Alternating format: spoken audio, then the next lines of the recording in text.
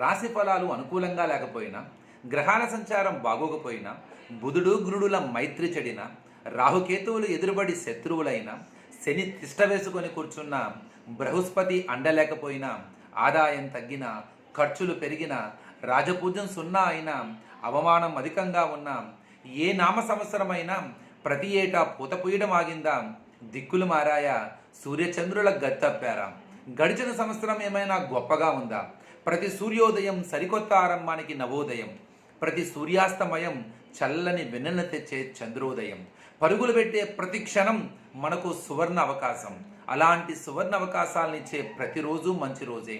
నిన్న అన్నది అనుభవాన్ని ఇస్తుంది, నేడు అన్నది సరికొత్త అడుగుకు అవకాశాన్ని ఇస్తుంది, రేపు అన్నది బంగారు భవిష్యత్తుకు బాటలు వేస్తుంది.